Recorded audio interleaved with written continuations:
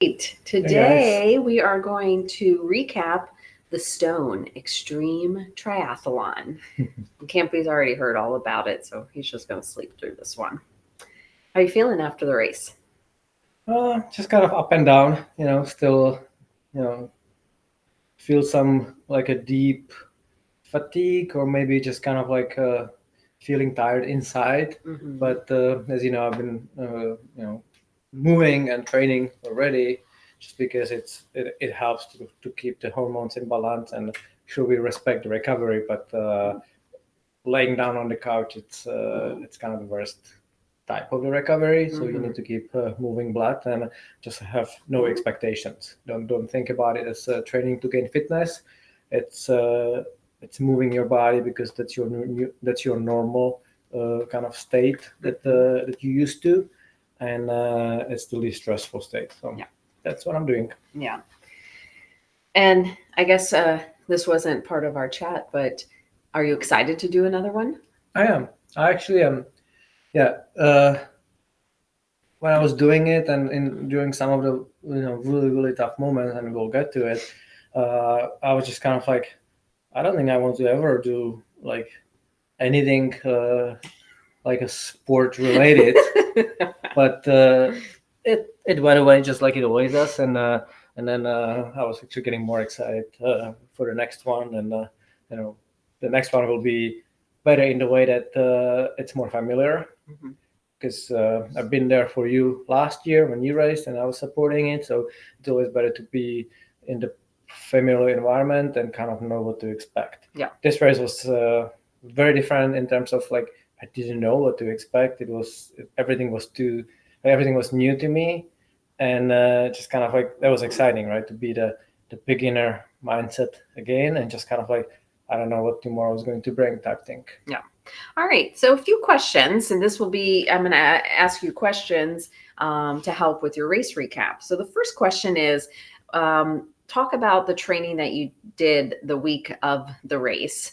We arrived there on Tuesday or Monday. Monday. We arrived there Monday in the afternoon, and so we had Tuesday, Wednesday, Thursday, and Friday. So can you talk about what kind of training you did, or did you just rest because this was such an extreme event? Yeah, and this is something that we try to preach to athletes, all the time that you don't want to change your routine too much for the race week, and just because it's a big race like you're doing an Ironman, half Ironman, or in this case the extreme, you can't be just resting because then it's more confusing for your body and you are more under the stress than if you keep on moving. So I knew that heading into this big race, I should do a little bit less training than I'm used to during the race week.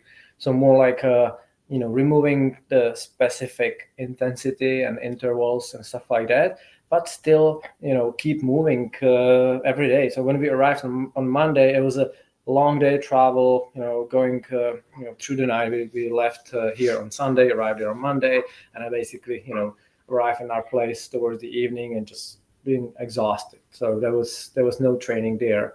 But then the following day we went for a bike ride together with Yannick, and it was raining. We still did it, and then the following day, was it where you guys went for a big ride, or was it?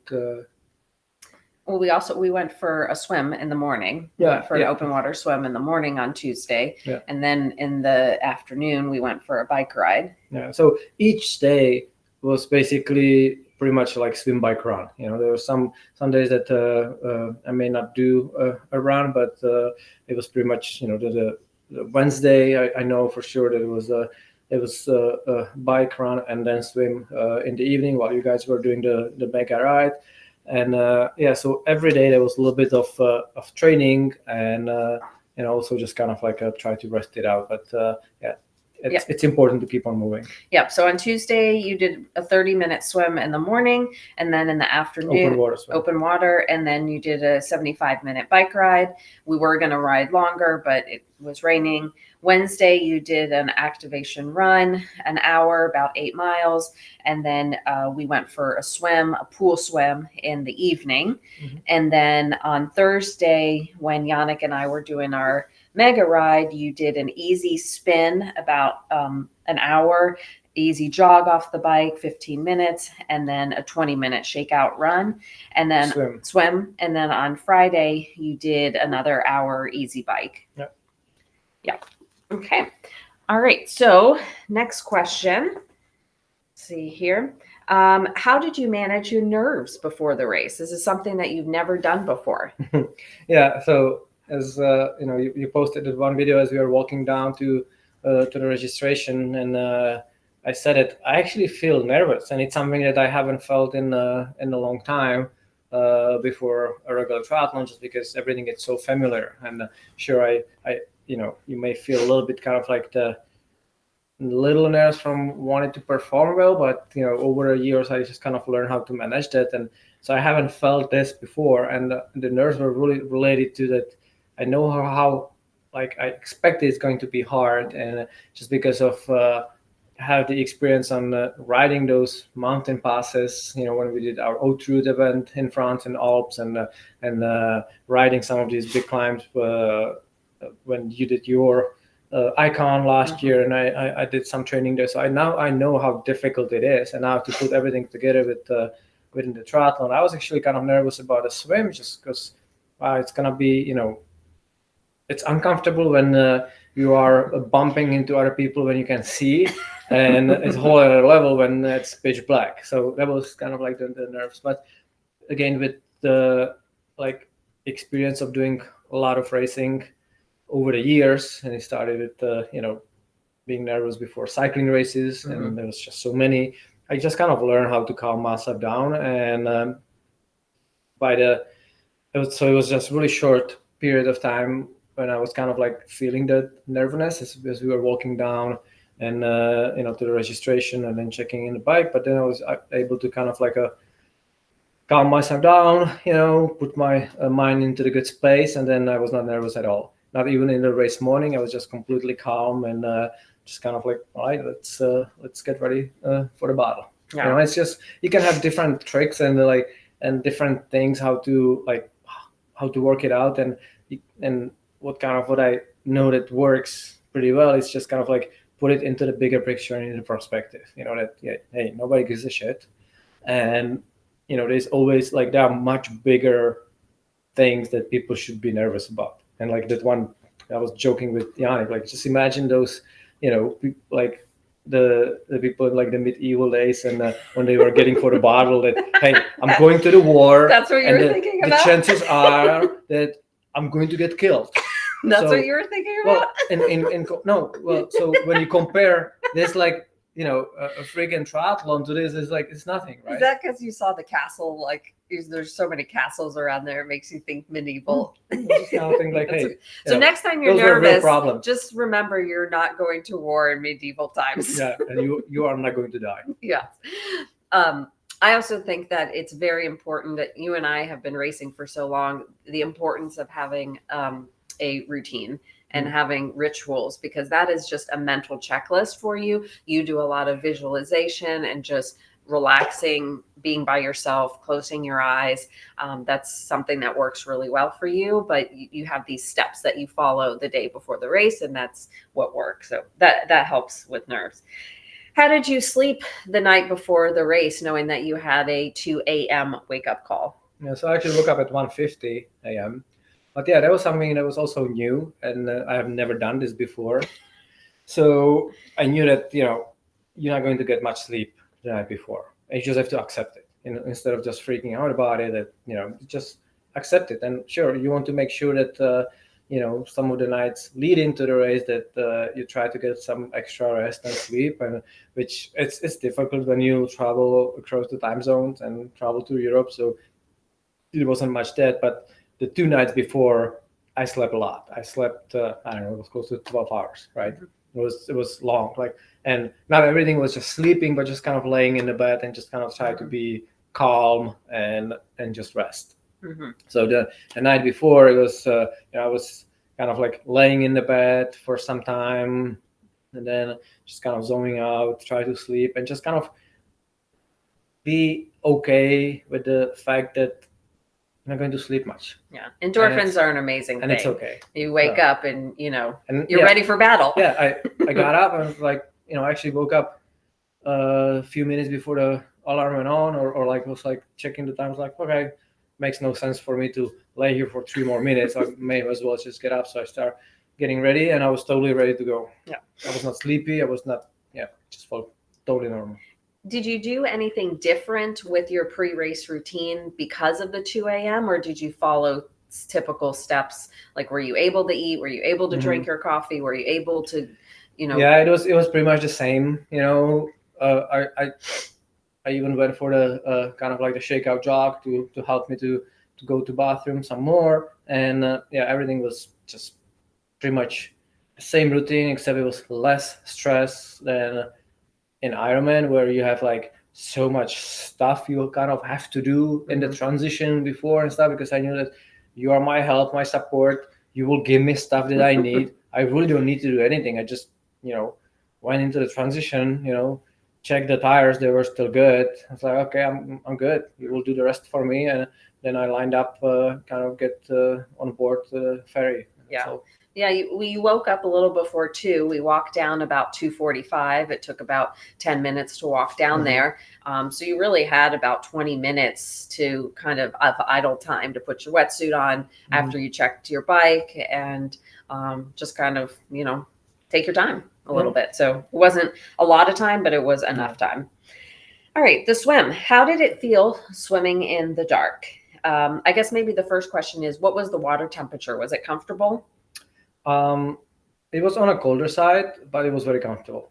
Like when we first tried at first open water swim, I had to use my booties because it felt extremely cold on my feet, and I have issues with it. But yeah, during the race, I felt very, very comfortable. But let's backtrack a little bit to the ferry.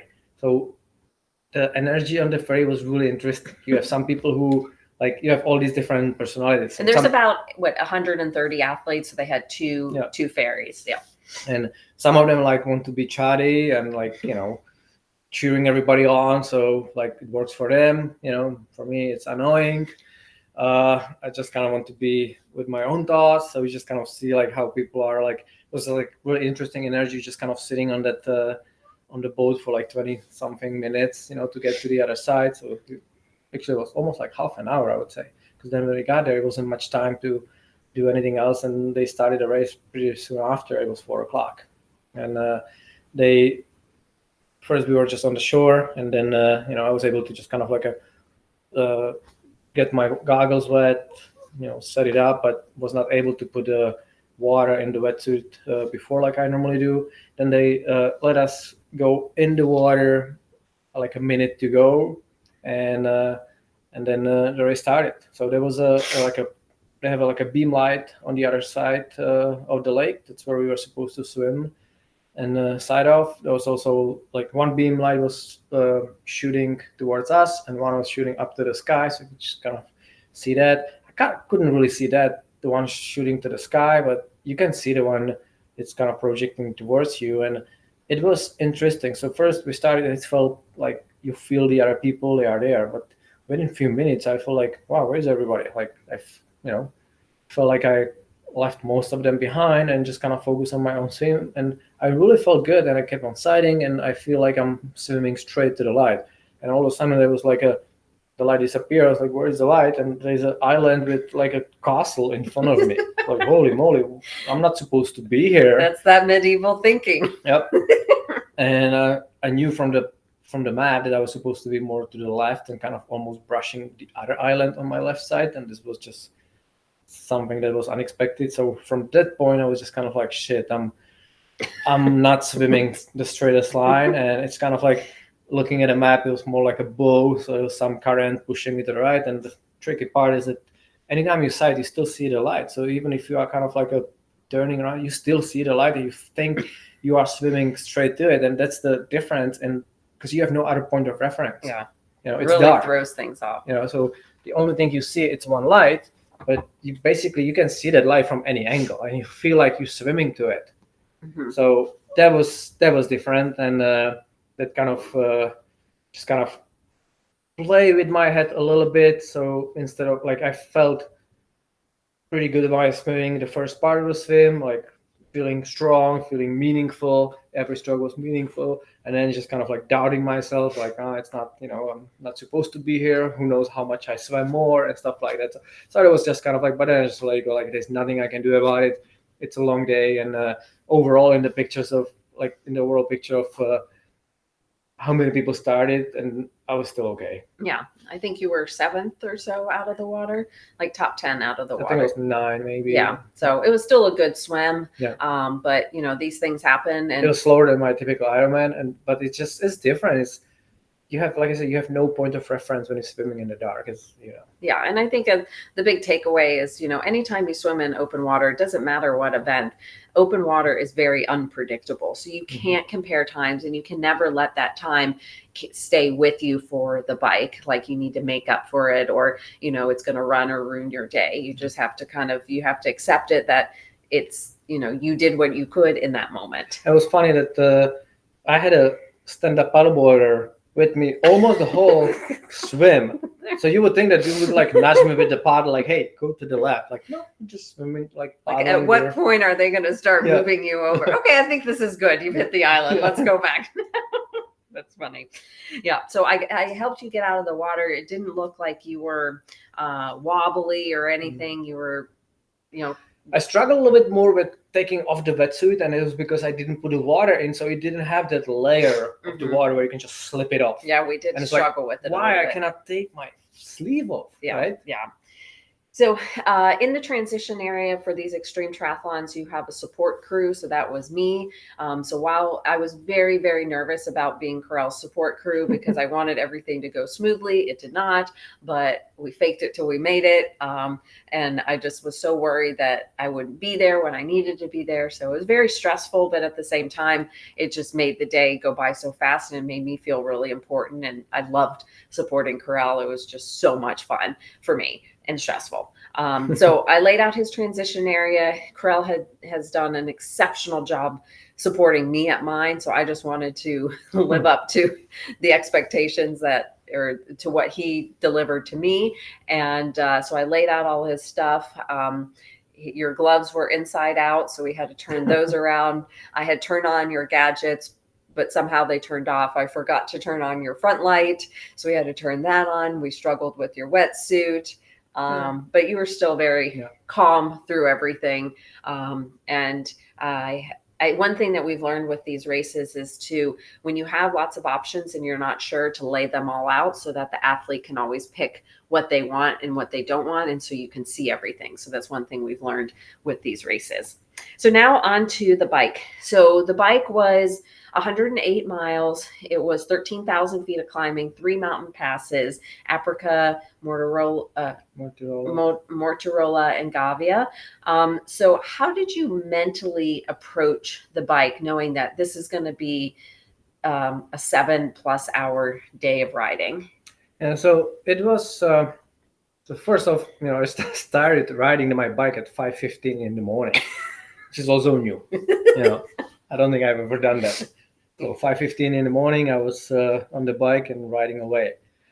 But it just kind of like, it felt good, and the weather was nice. It was really pleasant. You had your tri-suit on. Yeah, the whole race. Tri-suit, it was very pleasant, and I knew that the first 2 hours ish will be kind of like, I have to stay patient, because it's not the typical like race where I just start riding, the strongest I can in that moment, and that's how I do all the Ironmans.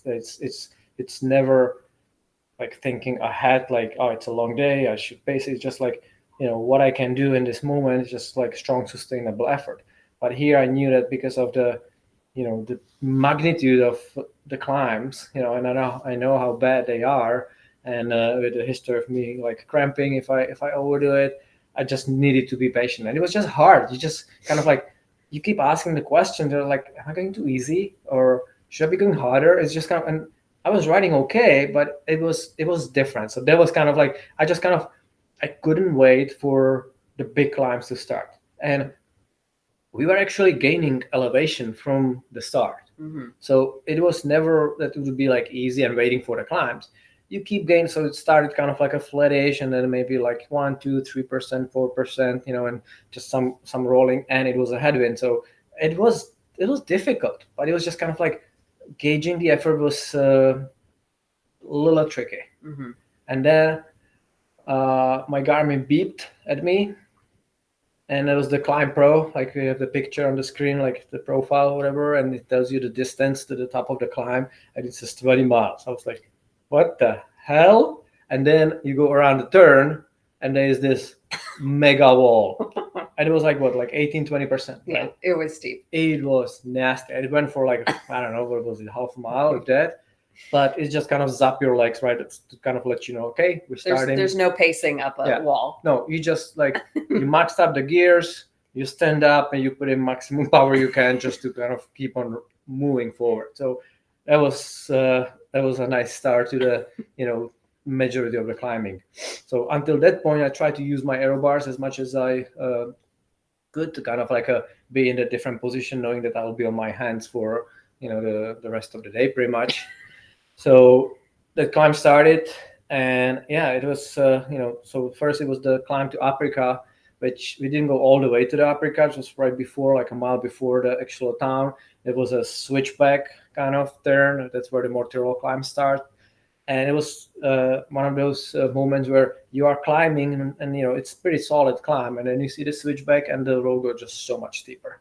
So as soon as you take the turn, it just like went up. And at that point, there's few people that I was kind of like seeing, riding around. But at that point, I was just kind of like, I spent the rest of the day pretty much with one French guy. And I would be like, sometimes I would ride away from him. He would catch me. He would be ahead. Then I catch him. I passed him. I go ahead. So, and that was kind of my companion for the rest of the day. And Alan. It was at the beginning. Yeah. Alan was at the beginning. Alan was much stronger than me. Alan kicked my ass. Yeah. He's an older guy, and we were like older Romanian guy. Tracker, like, wow, he's strong. Yeah. Yeah. And he finished third overall. Yeah. And he was. He's in his 50s. Over 50. Yeah. Yep. Can we just talk a little bit about why you decided to ride a road bike, and then why you decided to put aerobars, and how was that process of fitting yourself with the aerobars? Yeah, so any normal triathlon, I would never ride a road bike, no matter how much feet of elevation it has. It's a triathlon, it's suitable for the tri bike. It's just there's no other race. But here, because it's the extreme event, and you go through the real mountain passes in the Alps, in the Italian Alps.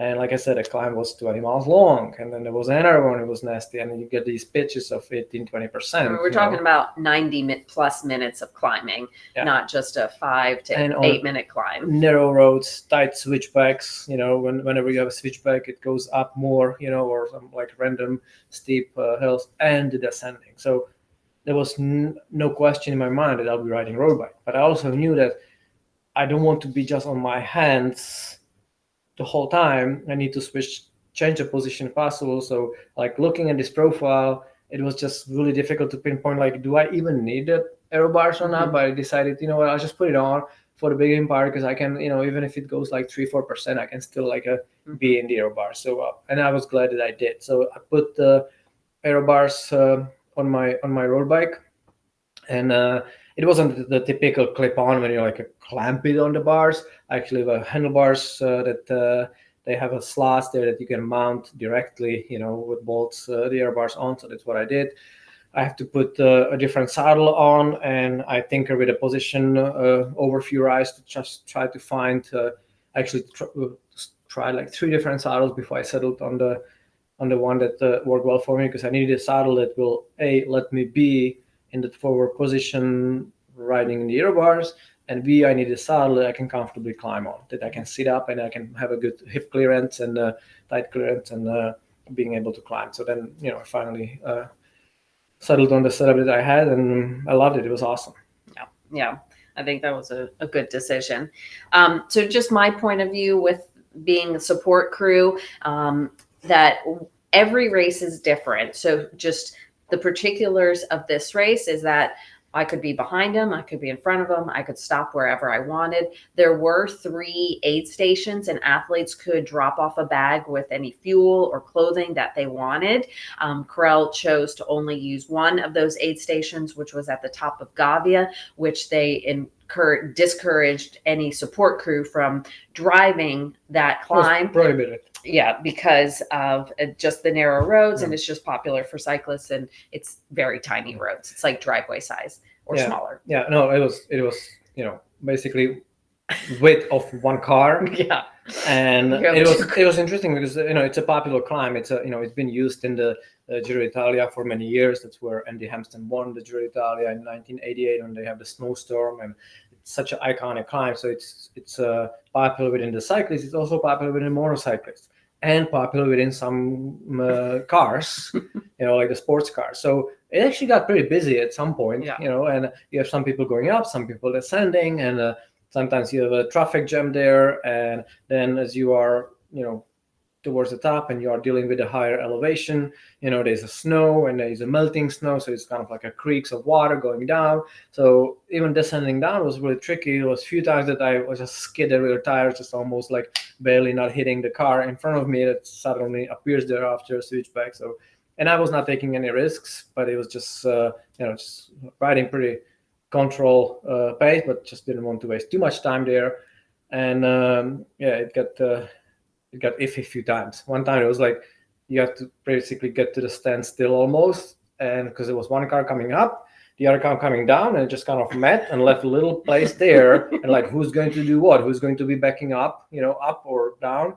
So I just kind of have to go, in that space and then continue down. So yeah. But towards the top, climbing up, I start feeling it was maybe like a mile and a half from the top. I start feeling a little bit twitching in my legs, like those pre-cramp signs, which I was so glad that I actually didn't cramp during the whole race, which was awesome. But start feeling it, and as I'm riding, and there's these big banks of snow, I just kind of grab the snow, like a handful of snow as I'm riding. I put it on my legs to kind of, chill it, and it worked. Yeah.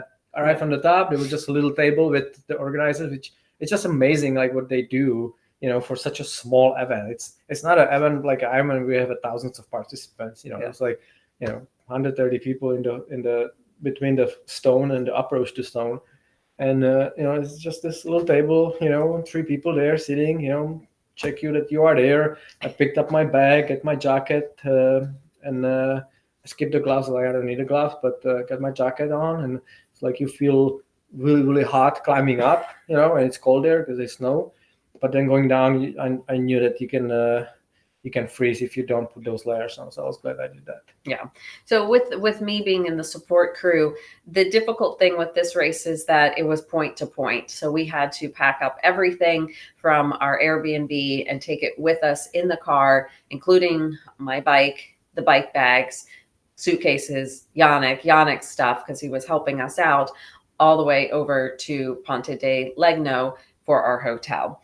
If I would have done it again, I think I would have arranged it so that we started in Ponte di Legno, left some of our stuff there, then spend a few days at Solzano.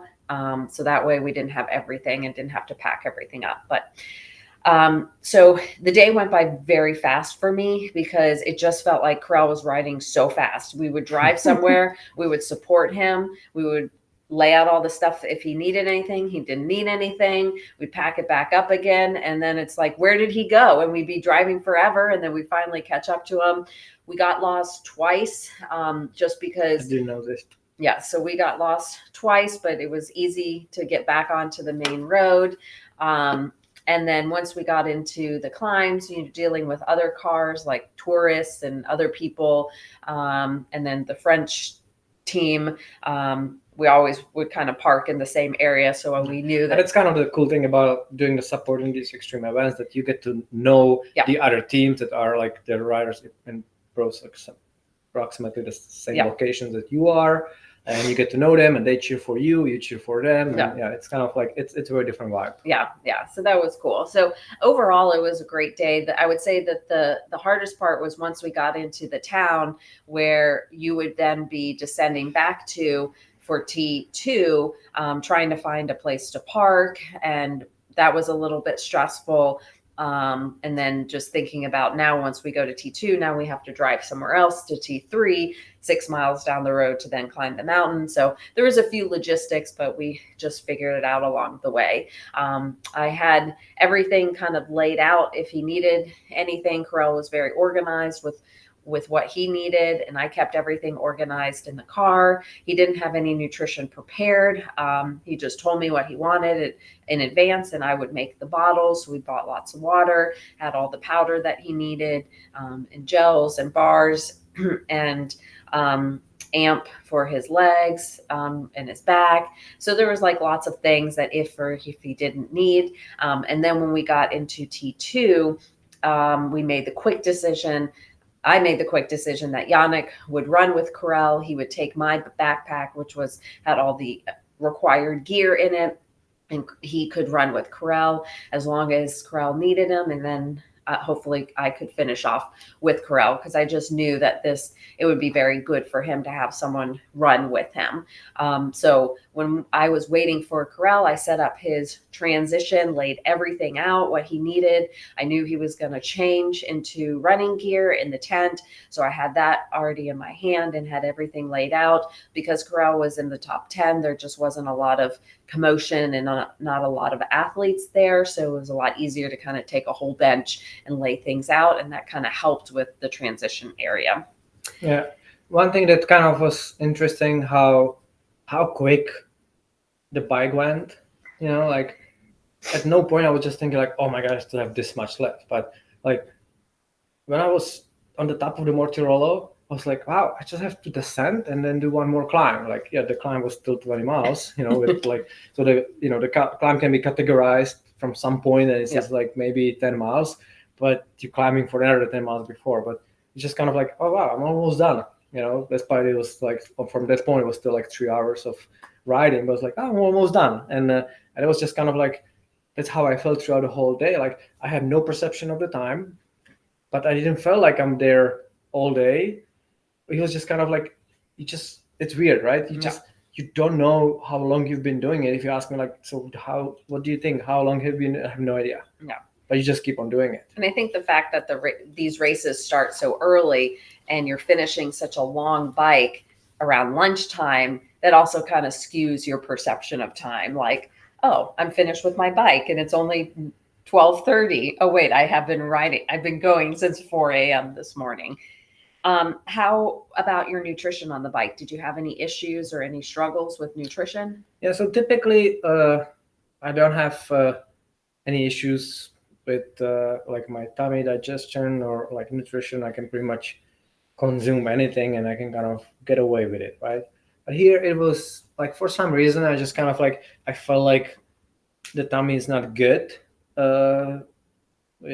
Even like soon after I started the bike, so I told you that, and we adjusted some bottles, and but it was still kind of like it wasn't great. It wasn't like too bad, but it just wasn't great. And like looking back, I probably didn't consume what I needed to consume for such a big event, but I knew from the experience again that like if I feel like it's not really going anywhere, I cannot be just dumping stuff on the top of it, because I will only make it worse. So I just kind of used my like experience that I can keep on going even on very low fuel, and like looking back, it was pretty low fuel for the whole day. Yeah, and you definitely, because it was getting warmer, it was getting into the 70s, you definitely could have had more fluid. I don't think you drank enough, but you did what you could. Yeah. So once you told, so we kind of started off with the Morton and the 320, is that 320 calories, and once you said that it's just not sitting well, we were going to move on to the Never Second, the C90 orange. So what I ended up doing is just cutting it back so that it was about C60, like 60 grams, 70 grams, just so it was a little bit more dilute in the bottles. When you were climbing, I would only give you about half a bottle, just so you didn't have to carry as much. And then also giving you the option to drink some water when you stopped or if you needed it. And then you also had like some solid food and bars. Did you have any gels on the bike? So I only ate that one uh, short that energy bar, like Uh-huh. that coconut one, so it was that. And I might take one gel Hmm. during the bike ride, maybe. I really can't recall. Yeah, so you didn't have a So lot. I pretty much didn't have much. Yeah. Yeah. Yeah. And Uh, less bottle than we thought I would be consuming. So yeah. yeah. So now when you descended down from Gavia and you were approaching T2 and you got off your bike, you were walking a little wooden legged. How did you feel? And then what was your thought process with now that you have 7,000 feet of climbing on the run? I never thought of that I have 7,000 feet of climbing. It's just kind of I knew that it's just another stage of the day. I finished the bike, and it's tricky when you do this mega climb and then you're descending down. So of course you see stuff. So getting off the bike, I felt like my legs are just like wooden sticks. But I was still like, yeah, didn't really think much of it, and I completely changed. Wanted to get just fresh clothing for the runs. I have like the more of the floppier running shorts with a liner that was like the tight liner, and then the Trimarni Castelli shirt, like the technical shirt, and Fresh socks. fresh socks. Yeah, just kind of wanted to freshen up, and so yeah, that's what I did. But I still kind of like I just finished the descent. It was pretty chill, so I didn't realize how hot it is. And I was like, "Are you sure you don't want this cooling towel?" No, Yeah, no, I'm fine. and then as soon as I started moving, it's like, holy moly, it's hot. It And I was was like, getting I warm. need to unzip. Oh wait, I don't have a zipper because it's a shirt. I was like, oh, it's hot, and the run started immediately in town, like going straight up, and it was so hard and difficult. And honestly, like I knew that the run was going to be hard. That is a lot of climbing, but I didn't expect this to be so hard from the beginning. I just thought like, yeah, the majority of the climbing will happen at the end when you have to get to the top of the mountain. But no, it was extremely difficult from the start. And then the descents, they were technical, they were like super steep, so you just like you don't know what hurts most, like going uphill or downhill, and you are going up and you're gaining the elevation, and so it was extremely difficult. The good thing is that you are required to have a phone with you as a part of your mandatory stuff. So after like first like really technical uphill where I was just like my legs are slipping down, how steep it is and how loose the surface is. So I gave the phone to Yannick because there's no way I could do anything with it, even see anything on it. So I gave it to him and asked him to call you, so call Marnie and tell her to bring the hiking poles or the running poles at the next point that she will see us. And that helped. That was definitely a huge help because before it was just like you sliding, slipping down, and like you extending so much more energy to move forward, and then you're just kind of sliding down. Yeah. And there were some water holes along the way that Yeah. you could kind of, and Yeah, there were it's like some the aid stations. fresh water from the mountain, just kind of like those points where you can just kind of like you can fill up your bottle. And Yannick, he was carrying some extra powder for me, and I could cool myself off. So when we were in the woods and climbing, I actually didn't feel as much hot. Like in the town, it was the worst. How hot it was, but then just kind of like you get numb to it anyway. And then it was getting cooler climbing up to the higher elevations anyway. And with these races, there's no mile markers. There's no places that say like aid station ahead. You're just following signs like go this way or a flag. There were little flags, orange flags, and Yeah. it took us a while to realize like, oh, that's our course, because Yeah. nowhere in the guide was that we were following these flags. Like they only There was talked about big arrows. yellow, black arrows that was on the bike, but none on the run. Actually, two on the run, and there was like some splits between the approach and our course. But just these orange flags, like, okay, that's our course, I guess. Yeah. As a support crew, I think it's very important that your athlete has places they can look forward to or that you surprise them. And so I tried to be at different places on the run course. There was a section where they kind of went out and went through this town and then started to come back. So I knew actually when we were driving in, I was like, this is a perfect place for me to be for the run. So it was about 7 miles in. So I had everything laid out for Karel, anything that he needed. The hiking poles were ready. There was a water fountain there so he could cool off. So, those things are really helpful for crew members to think about. Don't just let your athlete go and say see you later, or see him at the T3. Try to find places. So I drove there, and then I wanted to meet him at one other place. I couldn't find him, so I met him about mile 13. And at this point I had changed into my running gear. Earlier we had planned that I was just going to do the T3, the final transition up the mountain with him.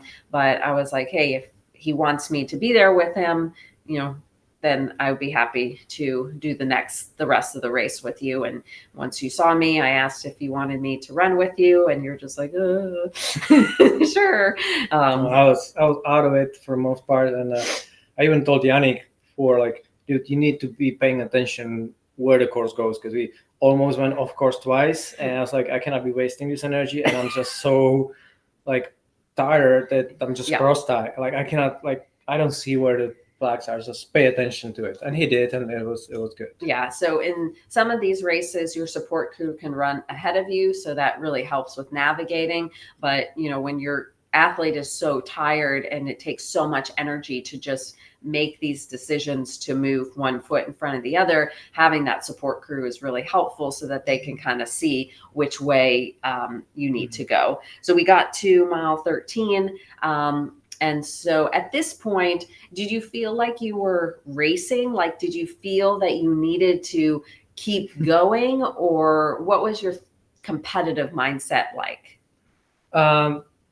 I was surviving, and I honestly, I never like was in this place before in my life. How you just so exhausted, but you just like the determination to keep on moving forward. It's just like you don't control it, but it's there. And like there was one point actually before where we finished a pretty steep hill, and I was trying to run it as much as I could, and it was like that was really pretty. But I stopped on the top, and there was aid station, so like had a sip of something, and all of a sudden just everything just kind of like starts spinning. I start feeling really like pretty bad case of nausea, and I was like, oh my gosh, I'm going to faint. And Yannick looked at me, and later he said that I was absolutely pale, and he was like, okay, the day's over, he's done. And then he said, and before I know it, you start running. And it was just kind of like that, like somewhere in the mind just kind of like overpowered whatever you feel. And like I really felt like if I don't start running now, I'll probably will faint here. It's just like, and you just start running and you don't feel those steps, you just completely out of it, but you just like keep on moving forward. And that's kind of how it was from that point on. And I couldn't really take any nutrition. I was just You're drinking juice boxes. Yeah, I drank some juice. They had juice at the aid station. And I really like the new flavor of the Scratch, the cucumber lime. It was kind of refreshing, but everything was just kind of like not feeling too good, and I was getting nausea. Plus, it could be from the higher elevation. We were not used to the high elevation this year yet, and who knows what was it, but it was just and the exhaustion, of course. And I just I realized that it's just keep on moving forward, and eventually you will get there. And I don't know how long it'll take, but eventually I will get there. So you never thought about quitting? No, of course not. No. So the run was a mixture of grass, trail, gravel, very, very steep hills. Steep hills, steep downhills. When I met with Karel, it was definitely a lot more walking than running. So I tried to encourage him. At this point, I was the faster one than Karel, and so that never happens. So I would be running ahead of him and just trying to encourage him to run whenever we could, but we were definitely power walking, just because the faster you move forward, however it is, the faster you're going to get there. And we've learned that from these extreme tries, that any opportunity that you can run, even if it's just for 10 steps, you run, because it's just faster than walking. If you can power walk faster than it's just so slow walking, it's faster and difficult. And I know. Like you can think of some of the other athletes in the Ironman, when they just like resort to the walking, it feels just good to walk, right? But just like you keep on trying, and like your body is screaming at you, and everything is just saying, no, just keep on walking. It's better. Just sit down. Sit down, and just kind of like, let me try some more. And it hurts. And it was, like I said, I was in the very different a state of mind and different hurt box that it's hard to describe. It's like because there's no words that I can describe the difficulty of this event,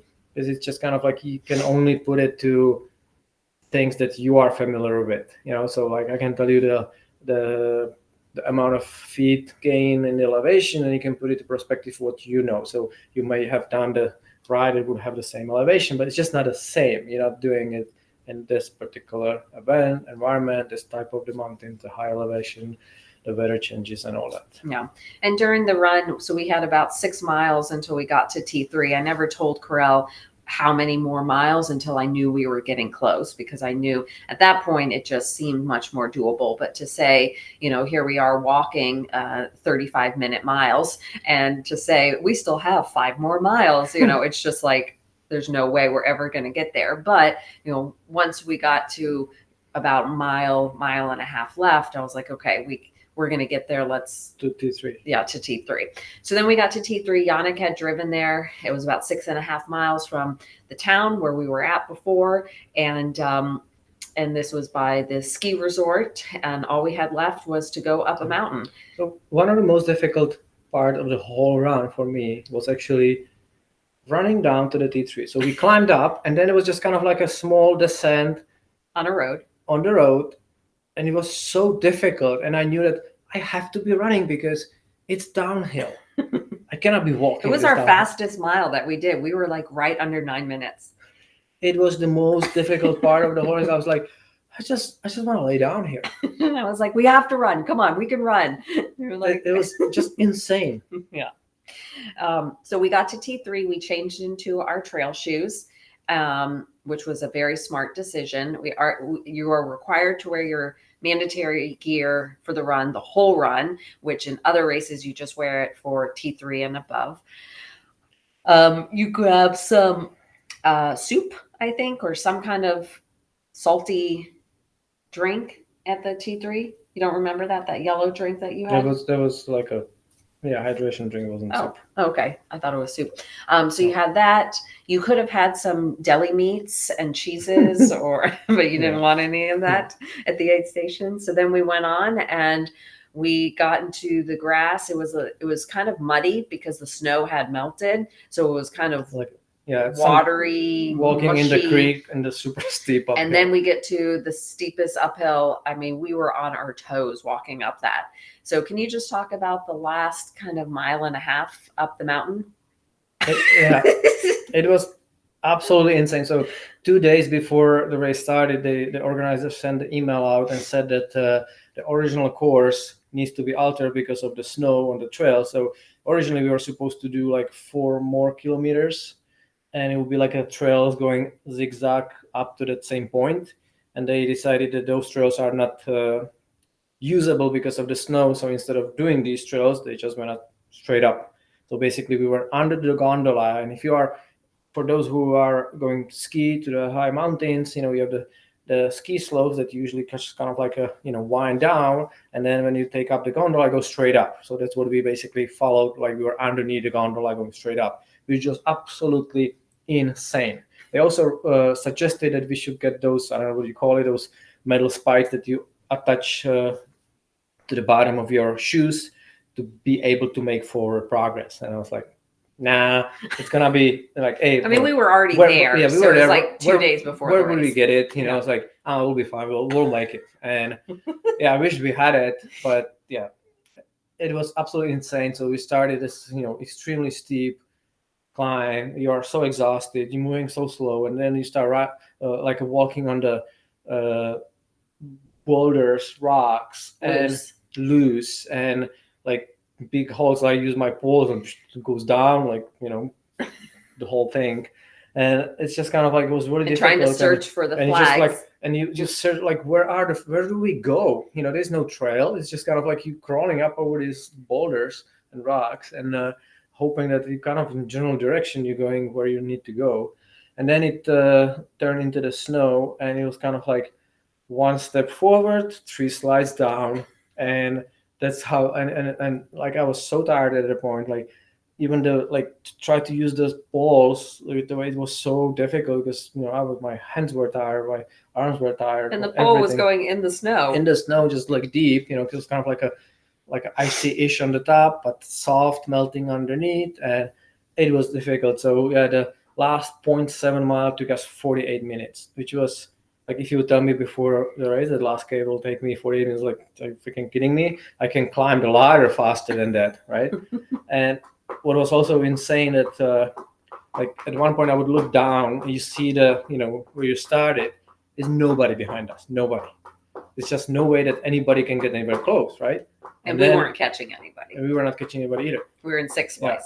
But then all of a sudden there's two people coming up to us, and it was one guy from Czech actually, and he passed me there with his support. And like I was in the most hurt and discomfort at that point, and I was getting really dizzy and really like bottling that fainting and nausea and all that stuff, probably the high elevation exhaustion and all that.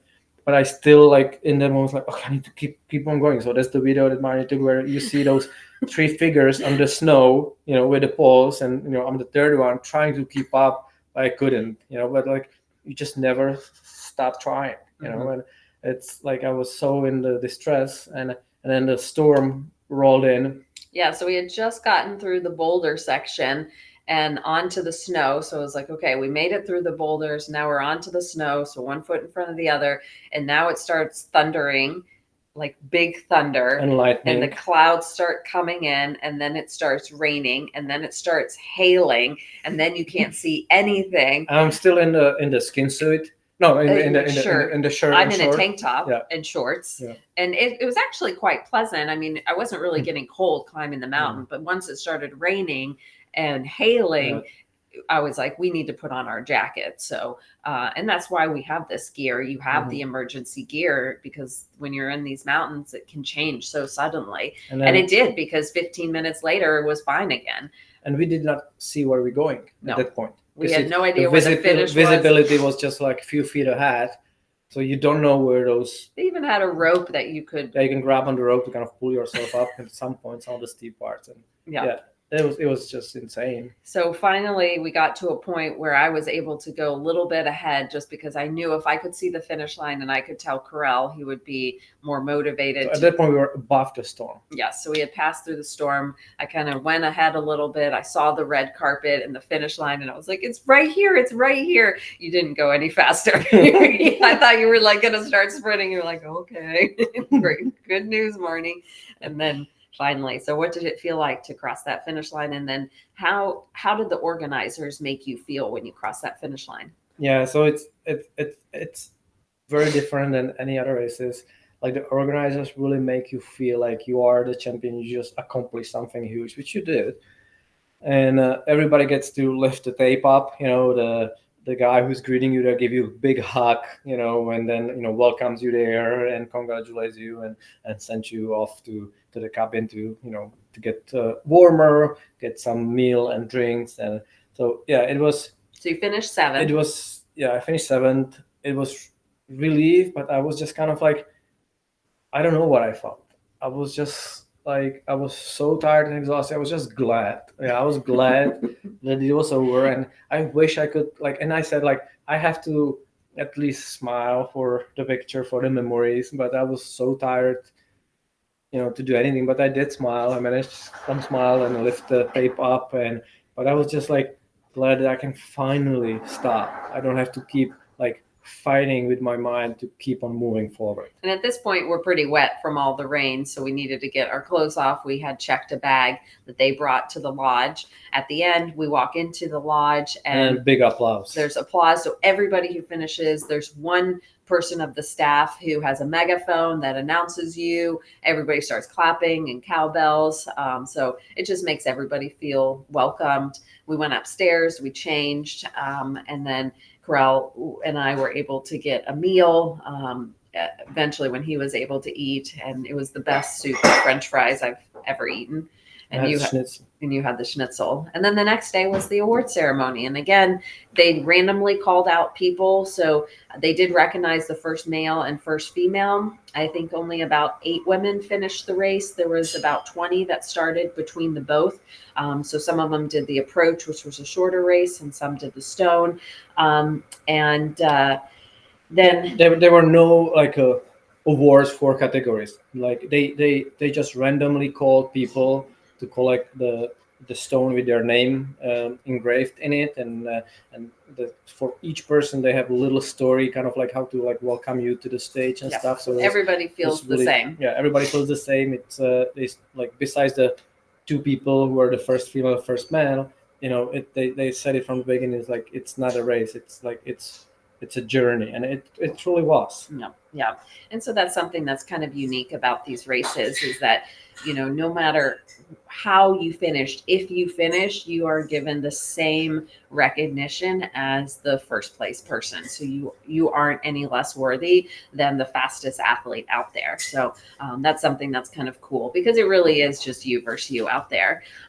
And it was kind of, like now when I'm thinking about it, like another like a thing that was going through my head, like as I was probably like like a half a K from the finish or so, or within that last K from the finish, and when I was in that such a discomfort and distress, and I was just kind of thinking like, you know what, I still have many more hours to finish. Yeah. Like even if I kind of like faint here, if I like fall down, I can take a nap, and then I get better, and I can still finish. So it's just like the mindset is like I'm gonna get there no matter what. Yeah. Well, we hope you enjoyed this recap. It was a great experience, and we look forward to sharing the next race with you guys. If you have any questions, as always, don't hesitate to reach out. Bye. Cheers.